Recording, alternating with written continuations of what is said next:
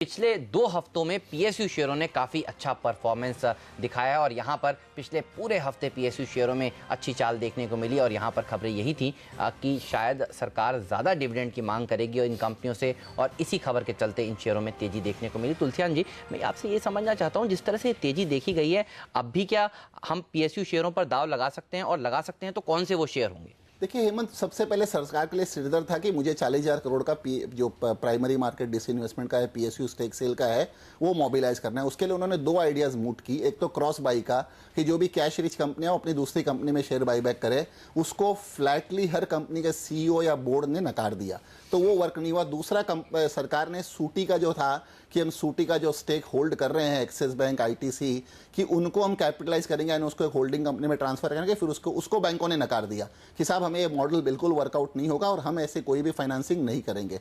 तो जब सरकार को लगा कि मेरे दोनों प्लान्स वर्कआउट नहीं हो रहे हैं, तो जो मोस्ट आइडियल या मोस्ट रिस्पेक्टेड या जो मोस्ट प्रेगमेटिक जो मूव था वो होता है कि अगर कंपनी के पास में सरप्लस कैश है तो आप डिविडेंड दीजिए ना। और शायद ये सरकार को समझ में आया कि ये बात जो है बिल्कुल उपयुक्त है। और इसमें एक चीज और है, मानिए कि जितनी भी कैश रिच पीएसयूज हैं, अगर वो सरकार को डिविडेंड देती है तो कम से कम सरकार को 16% का डिविडेंड डिस्ट्रीब्यूशन टैक्स भी मिलता है। यानी प्रो रेट, आज मान लीजिए कि सरकार के पास कोल इंडिया में 90% जो है और कोल इंडिया अगर 20,000 करोड़ का डिविडेंड बांटती है तो सरकार को 18,000 करोड़ तो मिलेगा ही मिलेगा, लेकिन उस 20,000 पे करीबन 16% का डिविडेंड डिस्ट्रीब्यूशन टैक्स भी मिलेगा, 3200 करोड़ रुपया, जो कहीं ना कहीं उनकी डायरेक्ट इनडायरेक्ट टैक्स की जो उनके डायरेक्ट टैक्स की किटी को बढ़ाएगा। तो शायद सरकार पे अब ये चीजें कहीं ना कहीं उतर रही कि ये एक प्रेगमेटिक मूव है। लेकिन मैंने हमेशा एक स्टैंड लिया है कि कंपनी का आप टोटल ग्रॉस कैश बैलेंस मत देखिए। जैसे उदाहरण के तौर पे कोल इंडिया के पास में 55,000 करोड़ का कैश बैलेंस है, लेकिन उसके सामने करंट लायबिलिटीज भी बहुत है, तकरीबन 48-49,000 करोड़ की। तो जो नेट करंट एसेट्स है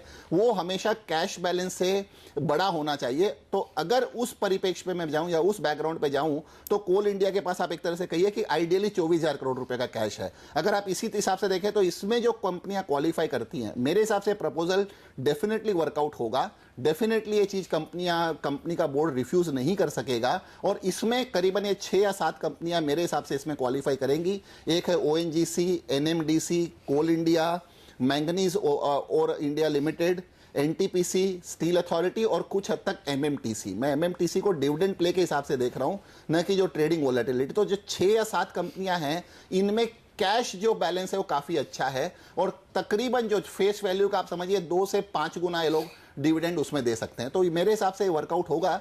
लेकिन इसके अंदर जैसे एमएमटीसी के उदाहरण के तौर पे आप अगर डिविडेंड प्ले पे इस पे काम करने जाएंगे कि 1 रुपए के शेयर पे मानिए मुझे 30 या 40 या 50 रुपए डिविडेंड मिल भी सकता है, तो इसकी फंडामेंटल वैल्यू जो है वो नहीं है। हम सिर्फ अब डिविडेंड प्ले तक बात कर रहे हैं। तो यहाँ पे मेरा एक जो कॉशन है वो अपने हमारे दर्शकों को कि कम से कम डिविडेंड प्ले के साथ साथ में आपको कंपनी के फंडामेंटल्स भी जरूर देखना चाहिए। तो आप इन पे डेफिनेटली काम कर सकते हैं। ओएनजीसी, एनएमडीसी, कोल इंडिया, मैंगनीज और एनटीपीसी और स्टील अथॉरिटी, इनमें आप डेफिनेटली प्ले कर सकते हैं कि फंडामेंटल्स भी आगे अच्छे दिखते हैं और डिविडेंड प्ले की स्टोरी कहीं ना कहीं ये वर्क करेगी, जो कि एक तरह से सेंसिबल मूव होगा on part of the government. जी तुलसियान जी, शुगर स्टॉक्स की बात करें तो 2011 काफ़ी बुरा साल रहा था, लेकिन आज जैसे खबरें ये हैं कि वित्त मंत्री शुगर इंडस्ट्री से मुलाकात करेंगे, शुगर डी कंट्रोल पर भी चर्चा हो सकती है। किस तरह से देख रहे हैं आप इस डेवलपमेंट को? एक्चुअली देखिए, शुगर में ये एक चीज फोरगोन कंक्लूजन है। जैसे पहले आप देखिए कि एग्रीकल्चर मिनिस्टर है, उनका एक व्यू था, इवन इंडस्ट्री का है, और आज कहीं ना कहीं ये प्राइम मिनिस्टर और फाइनेंस मिनिस्टर तक भी ये बात गले उतरी है कि इनको रिलीफ देना या कुछ, मैं डी कंट्रोल तो नहीं कहूंगा, पर कुछ चीजों को डी रेगुलेट करना बहुत जरूरी है।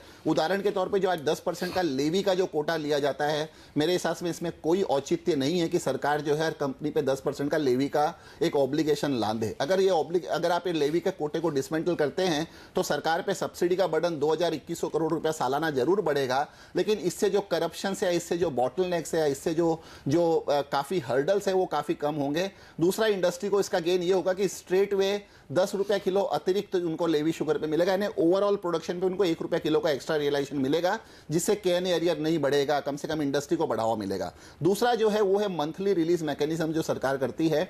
मेरे हिसाब से इसका कोई औचित्य नहीं है। कंपनियों के पास स्टॉक पड़ा रहता है, पर चूंकि उनको रिलीज कोटा नहीं मिलने की वजह से स्टॉक को अपनी इन्वेंट्री कैरी करते हैं, काफी बड़ा इंटरेस्ट का पेमेंट करते हैं। सरकार को ये चीज की भी एहसास हो गई है कि let market forces decide demand and supply. तो ये 2 चीज कहीं ना कहीं निश्चित है कि लेवी कोटा और रिलीज मैकेनिज्म डिसमेंटल होगा। इसके अलावा जो एक्सपोर्ट्स कोटा की बात है कि ऑलरेडी जैसे 1 मिलियन टन 10 लाख टन का एक्सपोर्ट अलाउ किया है, सेकंड ट्रांच में भी 10 लाख टन का एक्सपोर्ट अलाउ हो सकता है, लेकिन फिलहाल कोई एक्सपोर्ट मार्केट बहुत ज्यादा लुक्रेटिव नहीं है। डिफरेंस जो है डोमेस्टिक और एक्सपोर्ट्स में 1 किलो का है, लेकिन ऐसा कोई भी मूव जो सरकार इनिशिएट करती है वो इंडस्ट्री के लिए जो है पॉजिटिव रहेगा। लेकिन अगेन जैसे हमने बिगिनिंग ऑफ द शो में चर्चा की थी कि स्टॉक्स ऑलरेडी इन एंटिसिपेशन पे इतना बड़ा रनअप हो चुका है कि यहाँ पे अब फिलहाल वर्तमान में कोई भी चीज पे लॉन्ग पोजीशन लेना थोड़ा सा रिस्की होगा। जैसे कहते हैं ना कि buy on rumour and sell on the news, तो यहाँ पे सिमिलर सिचुएशन हम शुगर में भी देखने जाएंगे। नियर टर्म में प्रैक्टिकली सारे के सारे शुगर स्टॉक्स जो हैं वो क्या बोलते हैं अपने टॉप को छू चुके हैं। यहाँ पे प्रॉफिट बुकिंग आने की संभावना ज्यादा है, तो फिलहाल आप ये व्यू मान के चले कि रिलीफ जरूर आएगी सेक्टर के लिए और इन 3 क्षेत्र में आएगी, लेकिन आगे जाके इस पे फिलहाल लॉन्ग पोजीशंस का व्यू मत बनाइए।